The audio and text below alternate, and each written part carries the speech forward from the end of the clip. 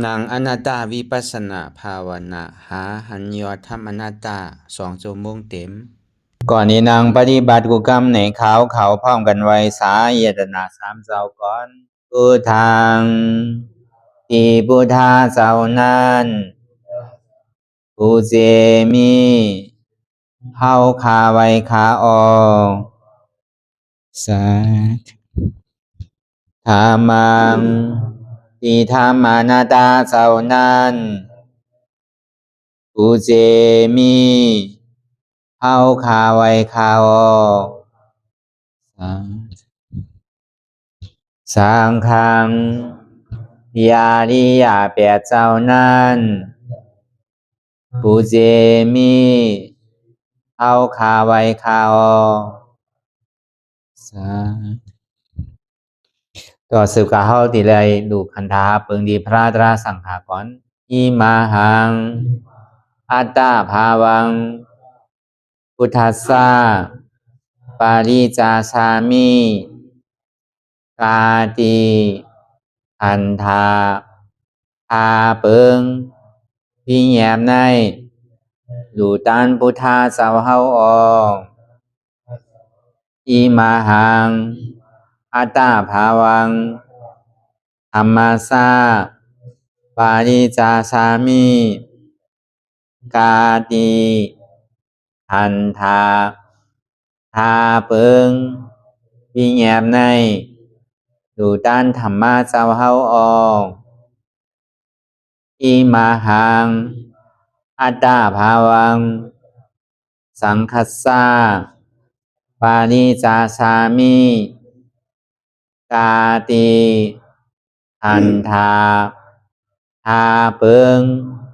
พี่แยมในดูตันอาริยสังขาสาวเฮาออกต่อสิกว่าเฮาก็อ่อนกันเนาะผู้หลวงที่ปุญญาก็ปันโตอริยเจ้ากุเจ้าก่อนอริยเจ้ากุเจ้าค่ะในยามเมื่อไหร่ก็ดีอันข้าวอ่ำหูเสเลตั้งกามลงสามเปิงไหลวนพิษไหลลาพิษไหลเหตุพินมาเจอนานแค่นดอปดปล่อยวางความบันขาวเขาอย่าให้เป็นอันตรายลงอันเหตุตามาโผนิปานันสกันติคโนมโนกัมมังวสีกัมมังกายกัมมังแสมมุเรวนพิศลาปิตัวเอปิพิมาติอาริยะเจ้าภูเจ้าสวรรค์พ้นความไม่ถินไม่ใช่นำกองการนั้นขินนิยามในจึงข้าวก็บินเสียสมมาเขาปวุนทีวิสิตาธรรมะตังโดอาริยะเจ้าเขาภูเจ้าสวรรค์พ้นความไม่ถินไม่ใช่นำกองการนั้นขินนิยามในจึง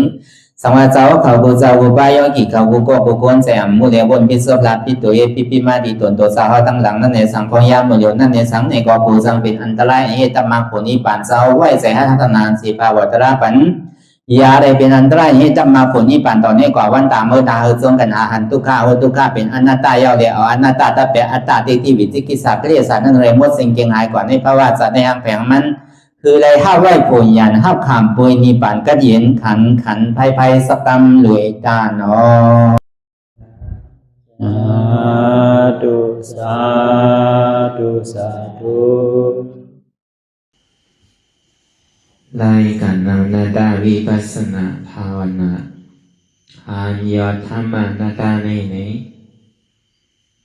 อ่อนดังสุดในก็เล่านางขาไก่ขุดขากว่าถ้าต่างขาไส้ก็ไรอันนั้นขาไส้ถ้าต่างขากว่าก็ไรมือสองก่อนต่างตักปยาไว้ตัวซื่ออีวิเคนอีวิย่อนยานปยาไม่ยอมรับหูเนอเปิดดุยานปีอยากพอมือเข้าใส่นี้เอาอิดสร้างคือกำน้ำรับตาเนอเปิดแต่ยานปีอยากอยากตัวดีมันน้อยยานถัดใส่เหรียญเอานั้นอันใดเสียอันใดที่มันพูดบอกเกิดขึ้นเป็นมาในเขาหมอวางเป็นอนัตตา อ่อนตั้งเอาไปหันเสียไปหันทุกข้าไปปองใส่เนื้อหน้าตาตัวก่อตัวดีลมถอยใส่เขาอ่อนตั้งถอยใส่เขายาวๆถอยใส่ออกยาวๆถอยใส่เขาลึกๆถอยใส่ออกลึกๆเขาเกิดออกตายเขาเปลี่ยนออกลูกปองเกิดเวียกตายไหนแต่ว่าเฮาตัวหลอกหลายๆให้เฮามีอย่างตั้งหันซื้อใจงานตั้งวนซื้อใจหันเฉพาะที่มันนำผู้เปิงไรเอาตั้งแต่สิโรต่อไปเปลี่ยนได้มีอันไหนฟองหลานในที่ว่าเป็นเฮามีเฮาที่ว่าเฮาเปิงพองอำที่สังใดในอันมันหันไพ่หันไงนั้นต้องลงเทใส่เขาออกแน่ตั้งแต่เฮาความมาต่อถึงมือเดียวเขาอยู่ออกเสียในเขายังอุปเปิงไรเขาเย่าอย่าไปออกแลในกลมไรออกเย่าอย่าไปเขาขึ้นแลในกลมไรป้องยังอย่าไปแววแดในกลมไรแววยังอย่าไปป้องขึ้นแดในกลมว่าไรเดี๋ยวนี้มันปอบอกไงลองตั้งดีว่ามันมีอะไรเตที่ว่าเป็นเฮามีเฮาที่ว่าเฮาเปิ่งพองงำชี้สังไรเนี่ยจังว่ามังพอมังปอกในเฮาใกล้โยงตัวเรื่องคิงว่าเป็นเฮามีเฮาเฮาเปิ่งพองงำไรเนี่ยที่เตเนี่ยเฮาอุปเปิ่งพองงำมันไร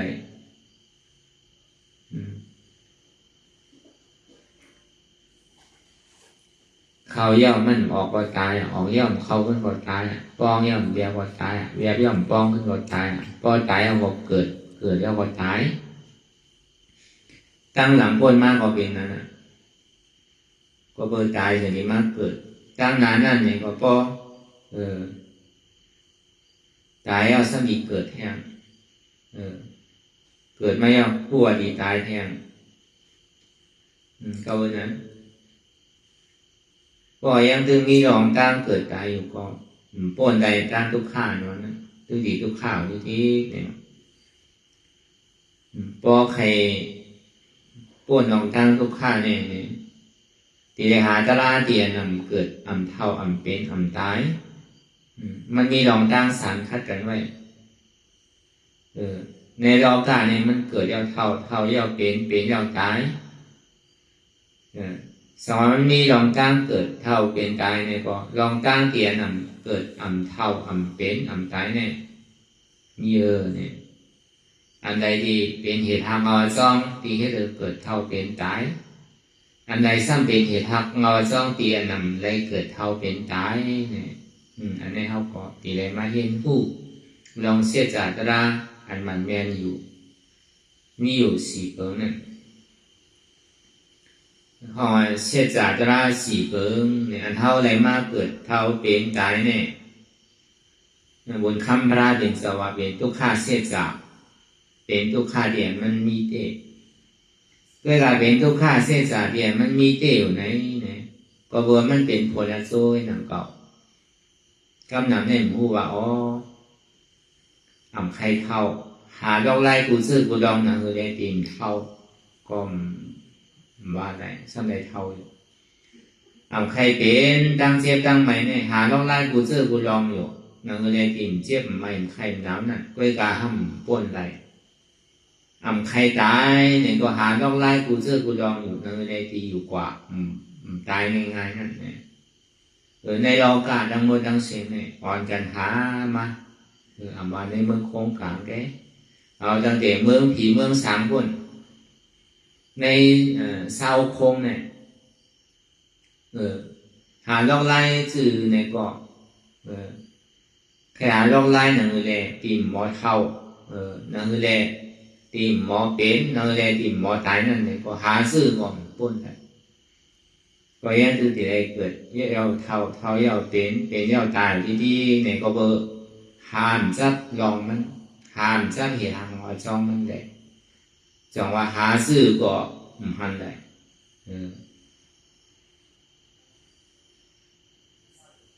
นั่นคือแหละซ้ำปอที่หันได้นั่นเนี่ยปอพระหนึ่งจะห้อมป้องมาเนี่ยตาเรียนมาบอกจี้ในเชียนตั้งตาที่หานมาเนี่ยซื้อใส่แน่เนี่ยก็ห้อมได้หอมได้ยินมีภูมีปรมีเมื่อหนังหุ่นคำพระเป็นเจ้าเนี่ยมาบอก ใครในเฮาเนี่ยก็เฮาก็ตีป้นนั่นก็สังว่าเฮาในทบยาพระเป็นเจ้าสู่ใดสู่หนึ่งพระเป็นเจ้าเนี่ยมันมีอยู่3สู่กิเลสานิโรธาสมาสัมพุทธาสู่หนึ่งขันธานิโรธาสมาสัมพุทธาสู่หนึ่งธรรมาธาตุสมาสัมพุทธาสู่หนึ่งสู่ใดเสมวะก็ในทบใดยาเนี่ยก็เข้าที่ผู้ลองเหตุทางว่าอาจองมันเป็นหืออาโจมันทำเป็นหือซ้ำดีเหตุหือเลยผู้จักเสียจากตราหนูนั้นจองว่าเดือเสียบนคำพระเป็นเจ้าทวนมีปิญญากลามีเต็มทวนยาวเนี่ยมีเสียชุมามีก็บอกในเส้นตั้งเนี่ยสร้างเอาต่อถึงกลามีนั่นก็เต็มทนเลยหามาในห้างกล้วยเลยมีพระเป็นเจ้าสมมาสัมพุทธะพระเป็นเจ้ากล้วยเนี่ยอันดีเฮ็ดไรหาไรหลวงมีคุ้มมีเสียชุมาสองเลยเอากลามีอ่อนโหยเนี่ยคัดใจต่อถึงป้อเต็มทนนี่แหละจนที่ผู้จักเสสาตราเนี่ยอันนั้นก็ในสองมาเหมือนพระเป็นเจ้าก็เจก้าพุทธะนั่นเรียกว่าซ้ำได้ทบได้ยาได้หาป่วยจังสั่งจังสอนคือวิญญาณสัตวะเนี่ยป้นกลางทุกข้าเลยเอาตัวเสากับป้นทางป่วยเนี่ยในห้อเป็นพระราสูเล็กพระราอ่อนในก็สร้างบารมีมีบารมีก็สร้างเพียรใดนำเก่าก็ได้ปุณดามหาสาวกะอัครสาวกะก็กดีสาวกะโลมีเสียสุมาวันมันไรที่ได้มีคนบอกคนจี้คนสั่งคนสอนจงนี้ได้พบได้ยากจะได้เห็นหูลองปิ่งยาตั้งหูตีพระเป็นเจ้าเฮาเอาคอสั่งคำสอนของอุ่นคำพระเป็นเจ้าเฮาเนี่ยก็ส่วนที่ว่าเอาพระเป็นเจ้าเป็นครูเป็นฉากใจว่าเอาเจ้ายาห้านกาป้าในป้าหนึ่งเตียนเปิ่นแต่ไว้ในหยิบในรายในซ้ำอันนี้ก็ตีได้หาสลามเหมือนกัน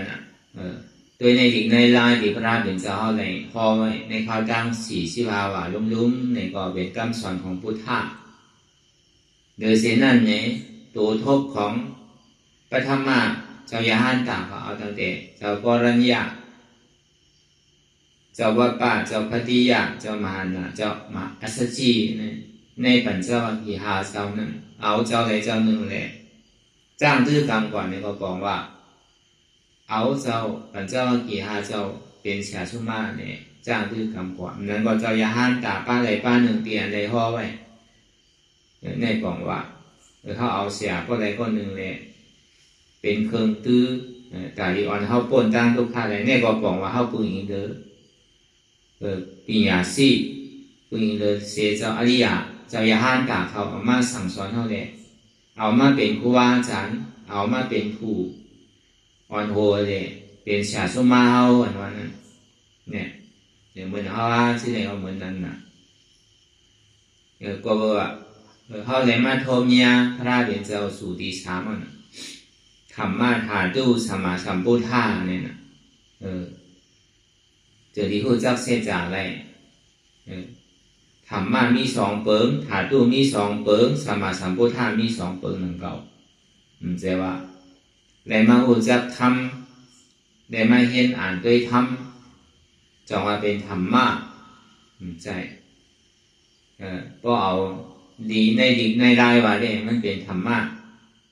มันเป็นปิญญามันใจเป็นปรามัตถ์มันใจเป็นตัวทบเติบดีว่าเนี่ยก็มันก็ดีกว่าการมันแตกหนึ่งลองตั้งธรรมะปิญญาไปธรรมะปรามัตถ์ลองฐานตู้ปิญญาได้ลองฐานตู้ปรามัตถ์ลองพุทธะปิญญาได้ลองพุทธะปรามัตถ์มันแจกเก็บไว้2 ปูนน้ำเดียวในจังว่าในกับฝันเฮาปองยามเดี๋ยวนี้เฮาเลยมาโทมียพระเป็นเจ้าสู่ที่3ว่าให้เสียสู่ที่3ไม่มีหรอกป้อมมีธรรมะธาตุสมาสัมพุทธะนี่ได้ก็ศาสนาเป่าทางไปแล้วมีเอาเนี่ยก็วันนั้นเนี่ยธรรมะนั้น ก็ดีกว่ามันว่าเนี่ยเอาปีเงียว่าอภิธรรมมา42,000เหงสุตันกะ21,000เหงวินัย21,000เหงทำดังเสียงใน80,000เสียงในวิรากาสามของนั้นในห้องว่าธรรมะมีศาสนาศักดิ์สิทธิ์เตียนเปิ้นปีเงียไว้นั้นมีต่อถึงมื้อเดียวเนี่ยในห้องว่าธรรมะตั้งหลอกมันอ่านอยู่มันจ้างตึ้งกำว่าไปว่าเป็นธรรมะจังไรเถอะจังว่ามันเป็นธรรมะที่อันเฮียนเอาเพราะว่าขันธ์ธาตุธุระเฮียนผู้ตั้งหมอกำสั่งสอนของพุทธะถาตู้เนี่ยก็เป็นธาตุต่อตีพระเป็นเจ้าเขาสมาคำกว่าเยาเนี่ยบนจะดีเผาเยาเลยมีธาตุต่อกึดไว้เลยเอากับธรรมนาไว้กูดีกูดังแจกเทไว้เปียกเหมือนเสียงเหมือนคุณเอาคำมาสอการธรรมราชานั่นเอามาสู้กันดีเดียวเลยซ้ำแจกเทว่าเปียกเหมือนเสียงกูนั่นนั่นเลยมันดีเพตึงกว่าในตัวลุมผ้าเนี่ยตั้งออกตั้งตกตั้งของตั้งซานส่วนที่เอาเจ้าย่าห้านตาเขานั่นน่ะเอาศาสนาพุทธาพระเป็นเจ้าเขาเลยซ้ำขึ้นปันจอมถาดต่อนั่นเลยศาสนาดีเพิ่งใส่ก่อนนั่นในห้องว่าถาตู้เดียวประเทศเสรีกองงูใหญ่สังถาต่อพระเป็นเจ้าเที่ยวผังคำตึงมีอยู่เป็นศาสนาศักดิ์สิทธิ์ในเมืองเขตเลยสังในเมืองสิวลังกาเลยสังใช่ไหมในเมืองผีเมืองนากาเลยสังอันนี้เขาว่าถาตู้เตียมันยังตึกเป็นเปิดเป็นที่แยบมันเหมือนเขาก็ในสัมมาสัมพุทธะเนี่ยอันบนเฮ็ดยุทุบนข้ามพระราเป็นเจ้านั่นน่ะไต้เฮ็ดก็ดีเหมือนไต้น่ะมารเฮ็ดดีเหมือนมารไทยเฮ็ดดีเหมือนไทยลาวเฮ็ดดีเหมือนลาวเขเฮ็ดดีเหมือนเขสปานเฮ็ดก็เหมือนสปานกะลาเฮ็ดก็เหมือนกะลานั่นน่ะเมียวใดเฮ็ดก็มันเหมือนมันก็เหมือนคนเมียวนั่นคือนั่นเนี่ยในห้องว่าเป็นปีเงียเตียมันเปียนี้ห่างรองตั้งเตียเฮามีรองตั้งอยู่ในพระราชสังขารเนี่ยมันเปลี่ยนในรองตั้งเส้นก็เลยเพราะว่าธรรมะดังในธรรมะในตัวปรมาทนั่นปูนตาอันตีเฮ็ดวิปัสสนาธุระอันนั้นเจอดีหันไรทำอันเข้าถึงร่อนถึงเกียนเป็นปรมาสะพอนั่นป้อมจ้างตื้อกรรมหันไรทำในบอกว่าสังละธรรมะเนี่ยสเปธรรมะอนัตตาในปอเลยมาถอดมายินเลยมาจ้างตื้อกรรมดอกอนัตตาในห้องว่าเป็นธรรมมันเคยพูดบอกมาตั้งแต่ที่โอต่อไปจริงว่ามันใจของเขาอยู่เสื่ออย่างนี้ในขันธาเปิดในห้องว่ามันเป็นเฉพาะอนัตตาเปิดมีเฮามีเขามีเก่ามีก้นมีสัตวะในสัจวะตั้งมัวตั้งเสียเนี่ยมียุคนามขันธามียุคมีนามมันคือเหียนมันเป็นของทุกข้าลงไก่ยึดจับกับอันใดก็ผู้เปิดห้องมันหรือมันใดจะเรียกว่าผู้สู้หัวมัวเสียงเนี่ยเป็นอนัตตาสเปสังขารอันนี้จะสเปสังขารทุกขาสเปสังขารอนัตตาในปอเลยถอมเลยยินเลยจางเลยคือกำลองอนัตตาว่าตานั้นในเอาทมยาธรรมทมยาธรรมปรมากระโสติได้ทบได้ทำปรมาตัวในก็เบอร์มันเป็นอันหลำลองเต้ในศาสนาพุทธาวเนี่ยก็เบอร์มันเป็นเหตุทำเราจ้องสุขข้าห้องว่ามากกาเสจามันเป็นตัวไหนมันเป็นเงาจ้องสุขข้ามันเป็นเครื่องรางนากาที่ต้อตื้อใส่เงาจ้องทุกข้านั่นน่ะอันนี้เขาว่าดองตีกว่าตีมาตีเตะตีเงามันน่ะเพราะเขาพูดอันใดเขาทั่วอันใดก่อนเขาถึงที่ได้พูดจักเสจจากร้านดีเขาถึงที่ได้ทางเฮ็ดดีอันว่านั่นในก็ว่าในรองตั้งเตียนเป็นข้าวยำอันเท่าใดมาทบมายากับปานพองยำเดี๋ยวนี้อันกับปานป้นก็มันป้นไว้แล้วเขามันทบลุกพระเป็นเจ้าเมื่อตั้งอยู่เศร้ายังตึงนี้โตเขาว่ากิเลสานิโรธานั้นยังตึกมีโตขันธะไปเอานิพพานตึกเป็นสาอุปาทิเสสานิพพานไปเป็นอนุปาทิเสสานิพพานตัวนั้นอยู่ในข้าวตัง40 ภาวะลุ่มๆนั้นเท่าในทบนะ歪写死就是他话要讲的奥巴利尼版要那个，มันจะเอาที่ฮอตลาวนะตัวถึงบอกเอาปรินิพพานกว่าอันนั้นก็ห้องว่าขันธ์ท่านิโรธาสมาสัมพุทธะห้องว่าอนุปริเสสนิพพานนั่นก็ห้องได้ทบรู้เขาสมาทบยาข้าวยางมือเดียวนี่นะธรรมะนะอันที่ว่ามานั่นนะธาตุเนี่ยห้องว่าธาตุต่อธาตุต่อตั้งเราในตั้งในนั่นนะธาตุต่อที่อันตาเนื้อด้วยไรเดธาตุต่อห้องว่าป้อเป็นปีเงี้ยเนี่ยเอาตาเนื้อด้วยหันว่าป้อเป็นปรมาเนี่ยเอาตาเนื้อด้วยหันเดียวตาในด้วยสองที่หันธาตุอันว่านั่นเป็นคือละอันเจ็บแก้นต้งตอดเน็ตซานสันไว้คมไต่ไม่กัดอ่อนแข็งสู้จุ่มจับยายจึงหยอดเป็นลูกอันนี้เป็นธาตุอันเจ็บมีในตัวในแสเอากูก่อนอันเจ็บอันเสียมันไม่นั่นไม่เป็นธาตุนั้นไม่เป็นธาตุก็ละที่ไปโกมันอันเจ็บอันคันใส่อันเจ็บอันเสียมันไม่นั่นมันเป็นธาตุเจ็บแก้นต้งตอดเน็ตซานสันไว้คมไต่ในเป็นธาตุลมอันว่าอะไรอนัตตาควันไม่กัดหนาวเป็นธาตุไฟอันว่าอะไรอนัตตานักบอลแข็งเป็นธาตุหินอันว่าอะไรอนัตตาสู้จุ่มจับยายจึงอย่าเป็นลูกเป็นธาตุน้ำว่าอะไรเป็นอนัตตาแน่ปอหมอวนเจอมันเท่าหันเจอมันแน่ปอเอาทบยาธาตุมันจะโดดเรียนกว่าหาเมืองในเมืองละปอหยุ่มย้ำอันนี้เรียนเหมือนเขาทบยาพระเป็นเจ้ากูเข่งกูเข้ายากเหมือนมันอยู่ในตัวในใจเขาธาตุอะไรนั้นอยู่ไกลลงมันอยู่จำเพราะอย่างจอมเชนตั้งพุทธะอันพระเป็นเจ้าเขาสั่งสอนไว้นั้นเพราะอย่างจอมเนี่ยอยู่จำมันอยู่ไกลนั่นน่ะในเขาบอกในเขาสันติว่าทบยาธาตุปรมาธาตุสัมมาสัมพุทธะเนี่ยถ้าว่ามันพระเจ้านั่นน่ะพุทธะดังเราเลยพุทธะดังในนั่นน่ะพุทธะดังเราเนี่ยเอาตาเนื้อด้วยหันเปิดเฮ็ดพระราสูใหญ่เลยเปิ้นพระราสูเรียกเลยเปิ้นเนี่ยมันเปิ้นว่าน่ะพระราเนี่ยใหญ่เลยเปิ้นได้โยกัมภาเนี่ยก็ว่าน่ะที่นั่นใหญ่เลยเปิ้นที่ไหนใหญ่เลยเปิ้นว่าที่นั่นก็รู้เนี่ยบางเขาพระราเนี่ยพระราตีพระราเสียงพระราคำพระราสุดองปีเช่นนั้นน่ะอันที่เอาตาเนื้อด้วยหันนั้น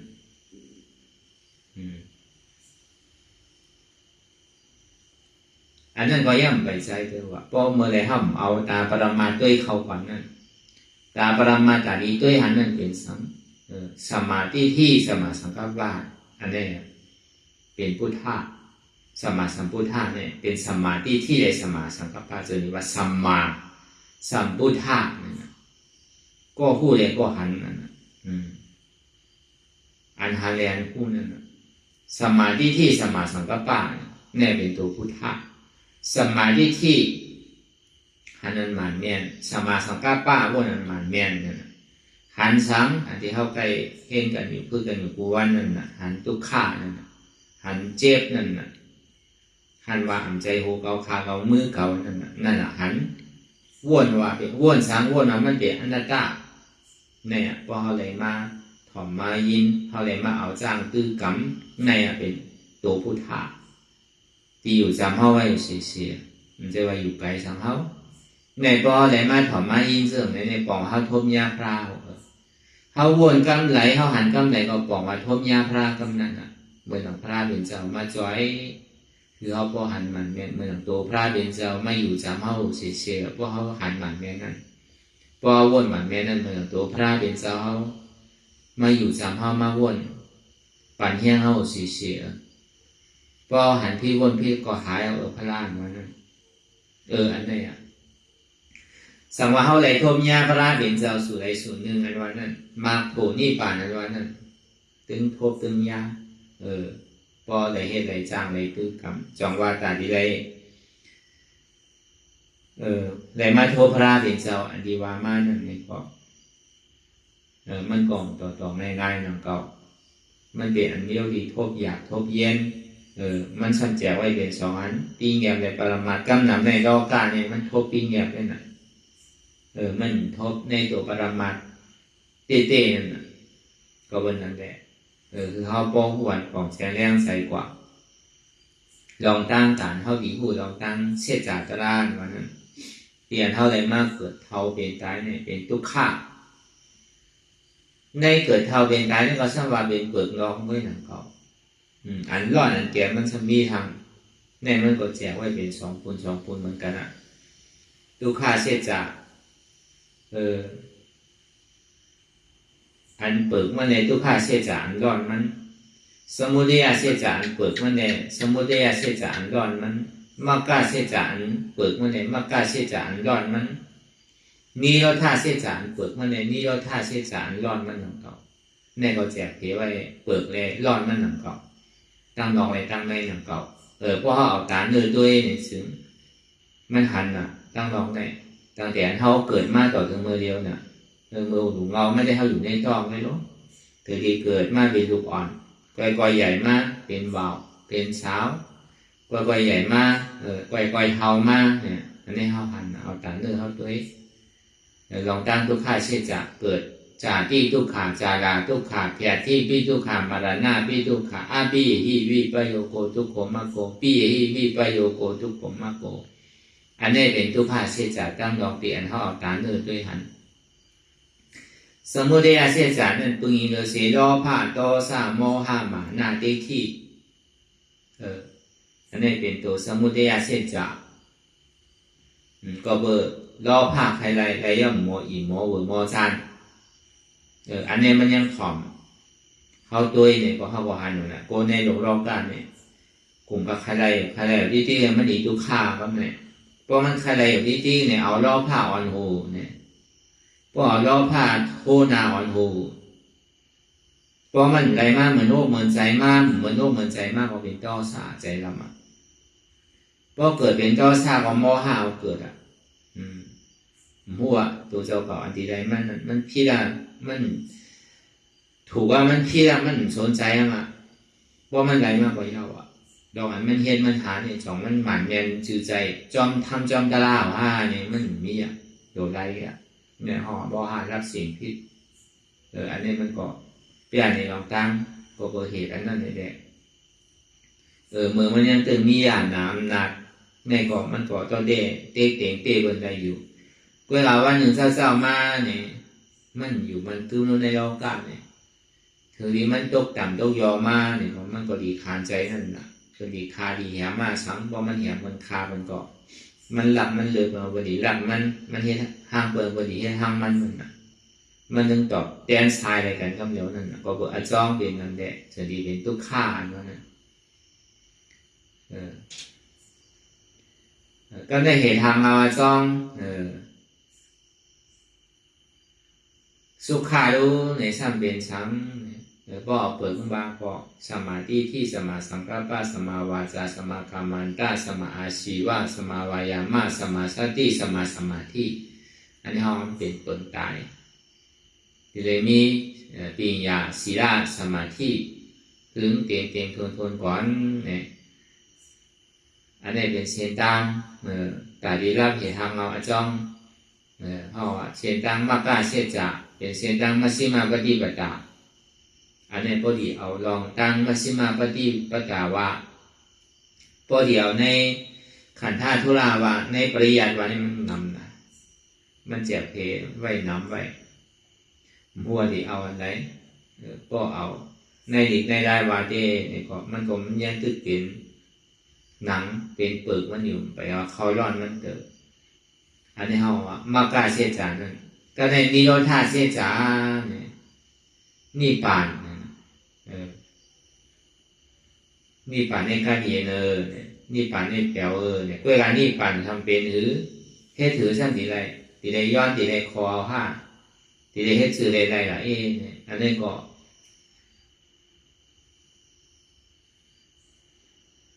มันก็ยังตื่นเป็นเปิดเป็นสังมันอยู่มันไปทบไปย่างไรเตอเนี่ยก็ในพอเป็นร้อนเป็นแก้มันก็เป็นคือละอันร้อนอันแก้มันนั่นที่ได้เห็นคือทบย่างละในเสจากราศีเปิดเนี่ยจังหวะเข้ามานางกราอยู่ท้องย่างเดียวเนี่ย ทุกข้าเสียจานมันเป็นสังเจ็บแกนต้งกอดเนตรสานสั่นไหวคมไต่ไม่กัดอ่อนแข็งสู้จุ่มจับยายจึงหยอดเป็นดูทำมีหันเจ็บแกนต้งกอดเนตรสานหันทุกข้าอันนี้ในเจแกนต้งกอดเนตรสานสั่นไหวคมไต่เนี่ยมันขานใจมันเหลืออกเหลือใจมันกินใจหนาในจังหวะมันเป็นทุกข้าเสียจานฉันดีเลยให้ดูออกว่าใครเจ็บมันหายใครทุกข์หายมันหายได้เหตุทางเอาจ้องมันในลูกดีไหลมาเนี่ยลูกเตียนเขามีลองตั้งอยู่พิษวนพิษไว้ก็คือเขามีลองตั้งหันพิษวนพิษไว้หันว่ามีหูมีขามีมือมีตัวมีใจมีเจ็บมีเกามีเปิ่นมีเฮามีเขามีเกาจะเนี่ยเป็นเหตุทางเอาจ้องเพราะว่าเป็นนั้นอัตตาเด็กที่เลยวิจิกิสาสองเพิ่งเป็นผู้อนุโทษนาเหตุการณ์อยู่ที่เป็นหัวตับซื้อหลงมันอันนี้เป็นเหตุทางเราจ้องดีเหตุเขาอะไรมาเจ็บแกนต้งตอดเนี่ยสันที่เขามาอะไรทุกข้านะก็เปิดเขามีลองตั้งอยู่พิดไว้ว่ามีหูมีขามีมือมีตัวมีใจมีเจ็บมีเปิ่นมีเฮามีเขามีเก่าใช่ไหมเนี่ยเป็นเหตุทางเราจ้องทุกข้าก็เอาตัวปรมามันว่าเตก็ในสมัยแรกคือเราเอามากาเชจากก็มากาเชจากเนี่ยดีเลยก็ซื่อหล่ะเนี่ยมากาเชจากเบียงล่ะเป็นเหตุทางเอาจ้องสุขะใจว่าเอาอยู่ปิ้วกับดีนี่ป่านที่ใจดองตั้งเอาอยู่ปิ้วกับดีนี่ป่านเนี่ยไม่ได้สมถะไหมมันที่ถึงเงาหาอาจ้องมันรักไหลมันปานในอนุสติชิเป็นมันปาจอมหลงตามวิปัสสนาเหตุมันยังเหตุสัมปะคะเลผลมันใจนั่นน่ะก็เดี๋ยววิปัสสนาว่าผลนะโจมันไหลว่าไหลอยู่ก็ตามมันถึงทีถึงตั้งมันจะเอาหักเอาเงามันออกไหลจองว่าแต่ดีเอาเหตุทางเงาจ้องมันออกไหลนั่นที่ได้เหตุถือเนี่ยมากาเสียจานอันเฮี้ยงใหญ่อันหัวใจการที่เกี่ยมีอยู่สองเปิดเลยลองตั้งหันหมันเมียในวนหมันเมียสองเปิงเนี่ยหันหมันเมียในหันสองอ่ะ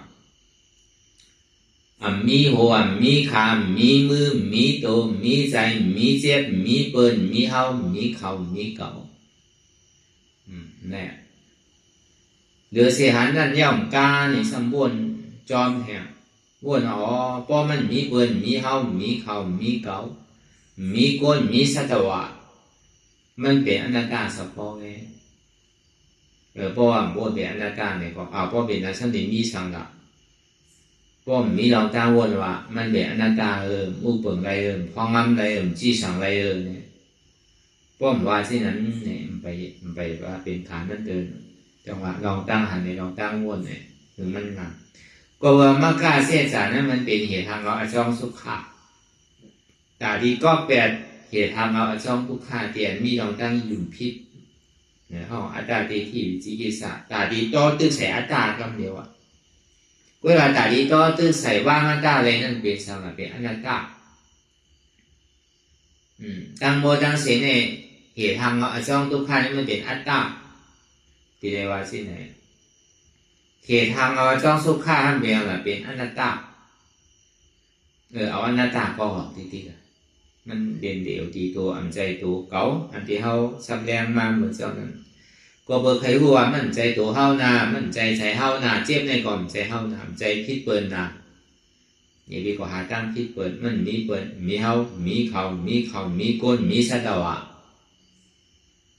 อันนี้มันบอกในลองตั้งดีว่าใครรู้อย่างเขาชื่อว่าอันที่มันมีลองตั้งหันพิษวนพิษไว้นั่นมันหันมาเป็นเก่ามีเขาห่ออัตตาดีขี้เฮ็ดห่างสร้างกองอนัตตานั่นในสมองใจเก่าใจหัวเก่าขาเก่ามือเก่าตัวเก่าเนี่ยเป็นเหตุทางเราจ้องสุขะเป็นเหตุทางเราจ้องสุขะที่ว่าเป็นมากาเสจแต่ดีแดดเหตุทางเราจ้องทุกข้าของว่าอัตตาดีขี้นั่นอันนี้ก็เนี่ยตัวอาจารย์ตัวพูดขายไว้เอาเนี่ยอันเจ็บอันแสบอันใหม่อันแก่เนี่ยมันดีกว่าข้างมันไงตั้งรอในสังตั้งเปิดเลยสัง มันดีโตกะบ่เหตุทางเอาจ้องทุกข้ารับไปแล้วในห้องอาจารย์เด็กที่สิกิสาโตแล้วในก็เจ็บไปทุกข้าในก็มันก็หายกว่าใจกิเลสใจผู้ทุศาสนาในกิเลส2เปิงใน10เปิงเนี่ยบ่ยอมแก็บเนี่ยมันก็ปล่อยไว้2ตัวนั่นอาจารย์เด็กที่ได้วิจิกิสา2ตัวมันดีโตกว่าเพราะว่ามันโตกว่าแล้วในคนน่ะ就สุขาห้องว่านิโรธาเสียจาเนี่ยก็มันพูดบอกเกิดขึ้นเป็นมาผลจะโจสุขาว่านี่ป่านนั้นนั่นเรื่องดีเลยห้าโฟยคำเดียวเป็นคือไว้โจแก็บโจข้าวเนี่ยโจโมงเนี่ยวันหนึ่งเนี่ย2วันเนี่ยมันก็ย่อแต่ถาดไผ่ถาดมันนั่นก็เขาว่ามันเรื่องดีเลยโทษอะไรเนี่ยลองตั้งอายะสะตราว่าเนี่ยมันก็ดีเลยโทษอะไรเนี่ยเหมือนนั่นคำเดียวมันจะว่าตายเอาไปโทษมันใช่มันจะว่าเป็นเจ้ายาหันตาเย้าสินิทบในความใช่เปิงเลี้ยงมันจะว่าดีครึ่งก้างเลยคืนก้างเดียวเป็นอะไรท่าโผก้างเดียวมันเป็นไรกาการพอยามเดียวเนี่ยมันจะได้คืนกำจันกำมากำโผมันใจครึ่งก้างคืนกว่ากำเดียวเนี่ยมันเป็นไรวะกาการเท่าเมื่อเดียวเนี่ยมันเป็นกาการก็ได้ที่สาวก้ามันใจเป็นอัครสาวก้ามหาสาวก้าเมื่อเดินเขาเป็นก็ที่สาวก้าเนี่ยโดยก็คือเขาปกป้องแจงแรงแสนในอันในห้องตีวามาเนี่ยก็กลายไปรองเสียจ่าตราตั้งรอกอันรองปิ้งอะไรเสียจ่าตราตั้งในห้องเป็นปรมาสนั่นมันเป็นหรือไว้มีหรือไว้เป็นชื่อหรือไว้ซ้ำในทบสื่อเลยเห็นผู้เอาจ้างคือการซื้อเนี่ยคือเขาพอเลยของแจงแรงใสนั่นแหละเขาก็คืนชื่อว่าเขาเหมือนกำให้นั่นก็เขาก่อนจะเป็นก้นจกลื่นหนังเก่าก็คัดใจเต้เนี่ยก็ตีเป็นก็กว่าตั้งน้ำปอกขึ้นตั้งหลังหนังเก่าพอป่องเสียแรงใจอีกก็ป่องใจเนี่ยจังหวะอีวิทางเรียกเจ้าเก่านั่นน่ะน้ำกัดเจ้าเก่าก็มีอยู่ตั้งนั้นเหมือนอย่างเขาเลยมาทมยายามหมันยามดีที่เลยมาทมยาพระเป็นเจ้าสู่ตีสามเมาเนี่ยก็วายเสียในมาเนี่ยที่ได้ทบกลมหูก็วันนั้นเมื่ออันเข้ายามอันเขาเลยมาทบมายาวเนี่ยเขาถูกคัดใจเฮ็ดเต้เฮ็ดเต้ก่อนตีถึงมันก็มันอยากพอเฮ็ดเต้เฮ็ดมันที่เรียกว่าอยากก็มันอยากที่เรียกว่าง่ายก็มันง่ายพอเฮ็ดเต้เนี่ยมันง่ายนั่นก็พอเฮ็ดเต้เลยก็มันอยากนั่นก็มันมีไว้2เปิงนั่นน่ะที่เรียกว่าอยากก็อยากเรียกว่าง่ายก็ง่ายนั่นน่ะสิดิ่มเฮ็ดว่ามันก็อยากได้น่ะพอเฮ็ดอยู่เนี่ยมันดีก็อยากทำเนี่ยที่เรียกว่าสินั่นน่ะพอเฮาป่องแสงแรงใส่ในเสียจากตรา4เปิงเนี่ยสองว่ามันใครเจ็บใครก้นใครคึงใครเมื่อยมันเป็นทุกข์เสียจากนะอย่าไปใครเจ็บมันหายใครทุกข์มันหายแล้วนางเมื่อไหร่ก็เจ็บหัวก้นหัวคืนอยู่ก็หายบอกเนี่ยอันนั้นมันใจเป็นอาจองมันเนาะไม่เป็นอาจงแกนั่นเจ็บแกนั่นเดี๋ยวอาจองเห็นทางเราหมอกที่ดีเลยมันเจ็บในย้อนเบอร์ซ้ำก็บ่มีเก่าอย่างนี้มีเจ็บบ่มีเจ็บบ่มีเก่าบ่มีเก่าบ่มีเจ็บมีเจ็บมีใหม่บ่มีเก่าบ่มีเก่าบ่มีเจ็บมีใหม่บ่มีเก่าบ่เจ็บใหม่ก็มีบ่เจ็บใหม่มีก็เก่าก็มีนี่เขาบอกเนี่ยเจ็บมั่นใจเก่ารู้อนัตตาทุกข้าคานใจน่ะมั่นใจเก่ารู้อนัตตาพอเป็นที่ไหนเฮ็ดที่ไหนดีๆเนี่ยที่เอาอะไรมาเจ็บอ่ะพอมีเก่าก็มีเจ็บพอมีเกิดก็มีตายพอมีตายก็มีเกิดก็บ่มีเก่าส่วนนี้มีเจ็บก็บ่มีเจ็บส่วนนี้มีเก่าพอป่องแสงแรงใจได้ก็มันใครเจ็บคือใครคานใจคือก็มันจะว่าหลงมุมมองคือมันหายแล้วชาวหายเห็นทำเอามันใจดูกันยามาตัวคือมันก็หายใจแล้วมันเจ็บตีขาตีมือตีโหตีหามเจ้าเนี่ยก็ใครมันหายมันใจได้มันมันก็เป็นรองมันนั่นเจ็บมันเปลี่ยนการมันเนาะมันใจการเข้ามันเปลี่ยนการมันมันจะว่ามีเป็นคือเป็นสอบเป็นว่าเป็นรับเช็ดนั่นมันสืบเป็นสืบลูกค่ายกว่าสืบเป็นสืบลูกค่ายกว่าที่ตีกัน บนห้องว่าสันตติเนี่ยสืบเป็นสืบลูกค่ายกว่าสืบเป็นสืบลูกค่ายกว่าห้องว่าสันตติขึ้นหรือห้องว่าเป็นยุคในก็ไรมันตึงสืบเป็นสืบลูกอ่ะตัวก่อนดีๆมันจะมีเจ็บบันเหลียวกำเจ็บกำเสียกำไม้กำแกนนั่นน่ะเจ็บแกนต้องตอดเน็ตสารสันไว้คมไต่ไม้กัดอ่อนแข็งสู้ถุมจัดยายจึงอย่าเป็นลูกมันเป็นที่แนวที่นะซ้ำใครมันใครเจ็บเนี่ยมันว่าอะไรลูกมันก็เป็นการมันก็หลุดเหตุการณ์มันไงน่ะเท่ากับซ้ำหลุดเหตุการณ์เท่าไงน่ะเปลืองแต่มันเหมือนเท่าขี่กานั่นน่ะเจ็บเนี่ยมันเหมือนน้ำมันน่ะเพราะมีน้ำมันในกาก่อนได้ตัวเท่ากับมันเหมือนกานั่นน่ะใส่เท่าซ้ำเหมือนก้นหอมันนั่นน่ะอันลองตั้งเท่าเหตุการณ์มันนั่นไหนซ้ำเป็นปีญานั่นน่ะเท่าที่ได้เหตุซื้อที่ได้กว่าซื้อเท่าหมอหอยเอาได้ซ้ำมันมีกามีน้ำมันมีโกนเอาอ่ะเพราะฉะนั้นดีให้ซื้อกว่าดีกว่าเช่นไรที่หอซื้อหือเนี่ยอันนี้เขาจะเรียกว่ามากพึ่งนั่นจังว่าอันเจี๊ยบอันเสียไม่นั่นเหมือนน้ำมันแกพออาหายหรือว่าเจี๊ยบเป็นทุกข้าเนี่ยมีเอาน่ะน้ำมันที่ให้ถึงเมื่อหลักการน่ะก็กลายเป็นขึ้นไปแล้ว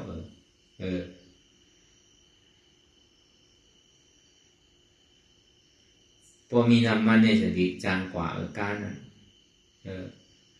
มีน้ำมันเนี่ยมีรถเนี่ยมีก้นหอยก่อนจะดีกว่าไล่ไว้ใส่ที่นั้นนะเนี่ยพระเป็นสาวซ้ำแต่งเนื้อไว้ว่าเหมือนหนังก้นหอยเราโวนั่นน่ะแต่เดี๋ยวเอาอ่อนลาเข้าก่อนนั่นที่ได้มีโวที่ได้มีหลอกที่ได้มีก้นทิ้งโวมันนั่นไว้ใจมันหนังก้นหอดอกโวนั่นเฮ็ดเช่นนั้นนะป้อมมีหมากรอตีให้ถึงนะขึ้นแลเนี่ยมันตีลากซื้อเมื่อมันถึงหยาบเหมือนหนังใกล้ลากมันตีถึงง่ายๆผมใจแต่พวกมีหมากรอมันนั่นว่าแต่ก็มันก็ไวหนึ่งนั่นนะน้ำมันก็มันเหมือนอันเจี๊ยบเวลนาเนี่ยมันเหมือนหนังหมากรอมันนั่นนะตัวเฮานั่นเนี่ยก็มันเหมือนหนังโวนั่นนะใส่เฮานั่นเนี่ยก็มันเหมือนหนังก้นหอมันนั่นนะอธิษฐานของเฮานั่นอันเฮาแลมาสร้างด้วยกรรมเนี่ยก่อนเหมือนน่ะตั้งยังอันเฮาที่มือนั่นน่ะเหมือนนั้นน่ะมันแตกเนื้อไว้เส้นนั่นน่ะพอเฮ็ดเส้นนั้นนี่อยู่ที่เดียวนี่สิมันจังที่จางฮอดจังจอดจังถึงไรนี่เฮาว่าก็การเรียนเสียจากตลาดจังดอกไว้ตังไหมช้ำลายจังด้วยกรรมช้ำที่ได้เฮ็ดซื่อเขาซ้ำมีส่วนใดส่วนเป็นอยู่ห้าในภาวะศาสตร์ในโดยได้ปืนอีหัวห้าที่ได้มีชื่ออยู่ห้านั้นก็เป็นชื่อไว้เนี่ยมันจะบอกมีลองตั้งหวังเบอร์ลองตั้งลังเลสงสัยลองตั้งทางพิษทางเปิดลองตั้งมันใจเจ้าเก่าทางเลขตัวใจเจ้าเก่าทางวัดดินโทบโยตลาดมันนั่นง่ายๆโยตลาดมันนั่นช่างแบบนี้บารมีทางที่นั้นมันหลงนี้ว่าบารมีก็เบอร์สามในปกติสวากาเนี่ยมันมักคันไว้ที่ไหนนี่บารมีมากมันก็คือมักคันเขาว่าก็เป็นอัคคาสวากาเนี่ยที่ก็ที่ไหนมีบารมีอยู่หนึ่งสังเกตไปเช่นกัมภะนี่แหละเพราะเป็นพุทธพระเป็นเจ้าที่ไหนมีอยู่เสียสังเกตไปเช่นสี่สังเกตไปเช่นกัมภะแปดสังเขปเป็นไปเช่นกัมภะชื่อว่าสังเขปไปเช่นกัมภะใช่ไหมเพราะว่าเป็นอัคคสวากาเนี่ยทำดีได้มีอยู่นั่นก็สังเขปไปเช่นกัมภะเพราะเป็นมหาสวากาเนี่ยทำดีได้มีอยู่หนึ่งเช่นกัมภะอันนี้เรียกว่าดีได้มีบารมีอยู่เพราะเป็นปีกซ้ายปีกขวาเป็นมหาสวากาใช่ไหมเรียกว่าดีได้โฮมสร้างบารมีอยู่เหมือนนั้นปกติสวากาเนี่ยมันถึงมีมรรคขันธ์ดีได้มีบารมีก็คือปรามีเตรียมให้ส่งที่ไรที่ได้สร้างปรามีมอกาหือเนี่ยมีไว้พระเป็นเจ้ากรมรัฐในปัจในหลีกกรมนี้มีที่ลองตั้งคัดใจว่าปกติสวากาเนี่ยเป็นทุกข้าปฏิปตาปีญาผู้โกที่ได้ออกเนื้อเสียที่ได้หันทุกข้าหันเจ็บน้ำจะนี่ออกป้นได้ว่าอันนี้เขาก็พอมีลองตั้งฮัดตั้งหันมีอธิษฐานห้อมดุ่มเดียวปังแม่ก็ห้อมซุ้ม และอารังสีเสียเดี๋ยวเช่นนั้นทำไรนั่นแบบมันทางว่าได้ก็มันดีขามไรป่วนไรตามทุกผ่านว่านั้นป้อมซุ้มก็ป่วนเขาเนี่ยมันดูซุ้มที่ก็มันดีกับป่วนไรล่ะตามทุกข้ากลุ่มก็เป็นนีอยู่ที่รู้นีเก่าก็ไปสายแต้นซ้ำพอหลบพึงปองการหานีใหม่ก็มันดีเปี่ยวเมื่อไรโจในเดจานนาเปิดแต้มมันนั่นเหมือนดังนั้นเดี๋ยวเขามีนีเก่าก็มีสายแต้นบ่แล้วนีใหม่ก็ถึงเฮ็ดนังเลยทีไรอารังนังซ้ำพอดีไรน้ำแยกเลยถึงเขาเฮ็ดอยู่วันเขาเฮ็ดอยู่คืนเขาเฮ็ดอยู่วงเขาเฮ็ดอยู่เดินปีในปองว่ามันปล่อยเก็บชิมเอาลอยวันหนึ่งเจ้ามาเนี่ยก็ช่างถูกมากก็จังไรโทษไรย่ามันอีกนะก็จังว่าอยู่มีทางเรียกเจ้าเก่าหนุ่มมันใจเจ้าเก่าพอเฮ็ดเตะก็มันตีหัวตีไรเตะตีย้อนเอาสู้ต้องเอาเสื้อเอาว่าเตะก็ซุ่มดอกซุ่มหลายเสียขิงเสียข้าวเสียยำเลยโดดเฮ็ดโดดย้อนโดดเฮ็ดการมันเอาดีๆกันนะเหตุการณ์จ้องสุขาวดีๆกันนะมันจะดีไรมากกว่าโจสุขะจังว่าเสียจากตลาดเนี่ยตู้ซานี่มาเนี่ยตู้ข้าเสียจากสมุทัยเสียจากมากาเสียจากนิโรธาเสียจากมันว่าเลยลองจ้องทุกข้าเลยโจทุกข้าพอมีจ้องทุกข้าก็มีโจทุกข้าพอมีจ้องทุกข้าก็จ้องสุขะในมีโจสุขะโจทุกข้ามีก็โจสุขะในมีมันเป็นของกูกันนะพอมีเกิดอันนำเกิดก็มีพอมีเท่าอันเท่าก็มีพอมีเจ็บอันเจ็บก็มีพอมีตายอันตายก็มีแต่ว่าพระเป็นเจ้าเขาจงดีกว่าหานั่นนะหาตราเสียจากเปลี่ยนนำเกิดเท่าเป็นตายตราเปลี่ยนนำเกิดเท่าเป็นตายเนี่ยเป็นสังเป็นอนัตตาปล่อยภาวังแบบโมเสียงยึดติดจับกับอันแดนหนึ่งอันที่เราเกิดเท่าเป็นตายเป็นสังเป็นอัตตาในเราปองอัตตาในอนัตตาอัตตาเนี่ยมันเก็บซิมเอาที่เหมือนตึกเฮ็ดเฮิร์นใหม่ตึกเฮ็ดวัดใหม่ตึกเฮ็ดจองใหม่ซะไหนมันก็เก็บซื้อใจซื้อเนื้อเอาเข้าอันใดก็ดีซื้ออันใดก็ดีเฮ็ดบ่เป็นนำเป็นมากกากซ้อก็โดดแทบบ่มก้าวจะได้เอากองติดไว้ทางโกบนจังลักจางโสนในทางก่อนมันตีอยู่สิอัตตาเนี่ยมันเอาเข้าที่เงินอัตตาสมเอาออกที่ละของอันมีการมีขันในหอในเงินในวานในเมืองเยเดนาผู้เจอผู้รองอันมีการมีขันในออกเมื่อเสียงต่อถึงว่าเปิดพระดูไว้ตั้งโมตั้งเสียงถึงว่าเป็นเฮิรนห้ามว่าห้ามกว่าไผ่ผมจะมารักษาหน่อยสิดีมันมีการมีขันเอาลูกไผ่จะไม่อยู่ตอนนั้นว่าห้ามเฮินทางจะเนี่ยพวกคนรายนี้ก็อยู่ว่าเป็นเขตหลอกทางกันโน้ว่าจะพัดนอนกันว่าจะพัดอยู่กันมวยนั้นวะอนัตตาว่านั้นเอาออกที่ก่อนอย่าไปเอาเข้าแต่ก็ออกที่มันตีมีลองตั้งกัดใจที่ใจจับใจเปี้ยนอะไรน่ะเท่าใจที่ใจจับใจเปี้ยนวนลองใจลองเนื้อคุกแสดงแน่นาวเนี่ยก็เบอร์ห้ำก็เบอร์เก่าเลยน่ะก็เบอร์เป็นเก่ามีเก่าก็เบอร์มีเปิดมีเขานั่นน่ะก็เบอร์ได้เงี้ยน่ะก็เบอร์อัตตาเนี่ยน่ะที่อ่อนโหดโทษนานนั่นพอป่องแสงแรงแสงอัตตาเนี่ยมันตีจังกับดูข้างห้องน่ะมันกลมดูข้างห้องน่ะมันจะมีกั้นเย็นนั่นน่ะในเขาเอาอย่าปีอย่าห้ามไผ่ห้ามมันวนทัดสามด้วยดีในยุคนามคันธาเตียนเท่ามีลองตั้งอยู่พิษวนพิษไว้วามาเฉยลองตั้งหันพิษวนพิษมิสาที่มิสาสังกัปปะนั่นหันว่ามีหูมีขามีมือมีตัวมีใจมีเจ็บฉะนั้นสันเดียวเอาลองตั้งหันหมันแม่นั้นมีหูมีขามีมือมีตัวมีใจมีเจ็บมันเป็นอนัตตาทำมีหือหันทำใจหูก็เปิดตั้งหลังปนมาเนี่ยทำมีก่อมหันทำใจก่อมหูเพราะว่าอวิชชาก็จะอยากสังขารอวิชชาก็เปิดทำมีหันทำใจหูก็จะอยากปั่นลงขึ้นลงเกิดยาวตายยาวเกิดสังขารเรียกลายภาวะนึงเรียกภาวะนึงอ่านนับคำได้ตายยาวเกิดนั้นก็เบิ่มทำมีหันทำใจหูก็ในเฮาสมัครปึ๊บหันว่าทำมีก็หันทำใจก็หูทำมีหันทุกข้าทำใจหูทุกข้าเป็นอนัตตาทำมีหันเจ็บทำใจหูเจ็บเป็นอนัตตา ทำมีหันเจ็บแก้นต้งดอดเนชานฉันไว้ความไก่ไม่กระดอนแข็งสู้ถุงเจ้ายายจึงอย่าเป็นลูกทำใจหู้ว่าอันเจ็บแก้นต้งดอดเนชานฉันไว้ความไก่เนี่ยเป็นอนัตตาทำมีหันว่าอ่ำใจหูเกาอ่ำใจขาเกาอ่ำใจมือเกาอ่ำใจตัวเกาอ่ำใจใจเกาอ่ำใจเจ็บเกาอ่ำใจพี่เปิดมันเป็นพี่เกาไปทำใจหู้ว่ามันเป็นอนัตตาอันนี้เอาสองตัวในเหตุการณ์กว่าที่ในก็คือเอาวนยาวเขายามหึงอย่าไปว่าไฟอย่าไปว่าเทิงเตียนเฮาหันเตียนเฮาวนเตียนเฮาวนเตียนเฮาหันนั่นหึงปอเพ่งเพียงกันวนต่อถึงเจ็บนั่นปอสุดวนต่อถึงทุกขาปอสุดถ้าต่อถึงอัตตาปอตกพุทธขาดกว่าอะไรที่มันพุทธปอเกิดขึ้นมานั่นคือเฮาหมอวางเป็นอนัตตาไหน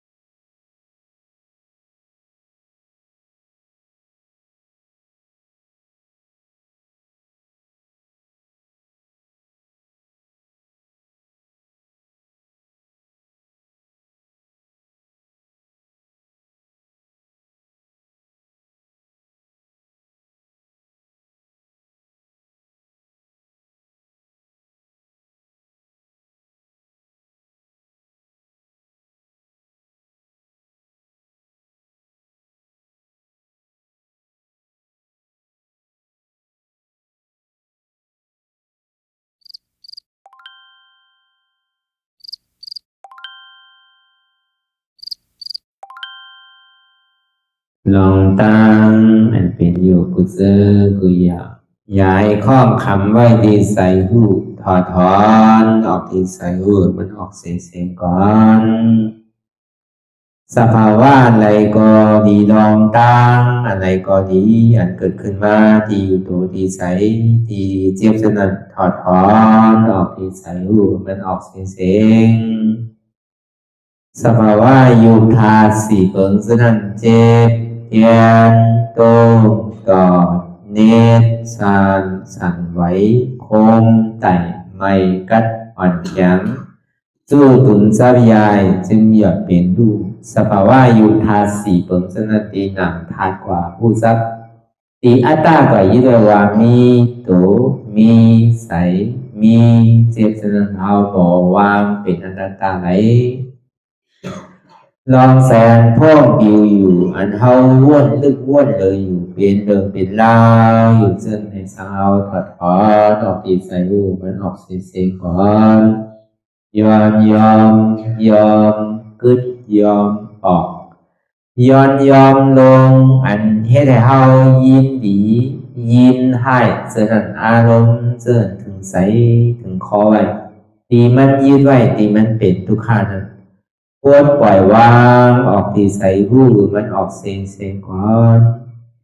ลองเสื้อเป็นทุกข้าเลยลองย้อนถึงใสหลายๆอย่างมันเกิดขึ้นมาตีตัวตีใส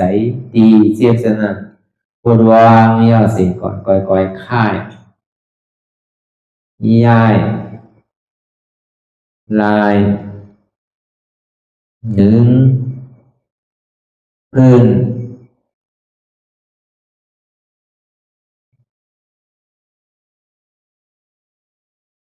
พยายามไหนก่อยเปิดตามืนตาลอยได้เป็นการปฏิบัติธรรมโคตรอายธรรมอันเกิดขึ้นที่โตที่ใสที่เจ็บอันนั้นโคนหาเหตุหาเงาพระจองทุกขันนั้นต่อสืบการในเฮาที่ได้ส่งเมตตาถึงเวเนียสัตวะตั้งหมดตั้งสิ่งก่อนอิดาเมบุญยังอาสวะคายังนิบานังวาหอตุมาปุญญาภากังสเปสตาสัมมาลาพันตุอีตังเมปุญญังอันเฮาคาไลมาตือกรรมปฏิบัติวิปัสสนาภาวนาหาหันยอดธรรมอนัตตาในอาสวะคายังเปียนันถาสัพตัดเปนาสวะสีเปิงเสียวแลนิพพานังตีนิพพานันขอดูให้ถึงเสกัมติคามาปุญญาภากังพรดีอันคามานาวิปัสสนาภาวนาทรงยืนปันสเปสตานังเอวปอเมสลาญาติกาดึงเคเจอเคได้ก็แลจากว่าสัตวาทั้งสิ่งดังดวงนั้นสมาลาพันตุอะไรพรดีนำกันตั้งเฮาคา ตังสิงสกัมติคาโนสาธุสาธุสาธุ ต่อสิกว่าเขาอ่อนกันนับหัวหลวงที่คุณยาก็ปันโตอริยเพียเจ้ากูเจ้าก่อนอริยเจ้ากูเจ้าค่ะ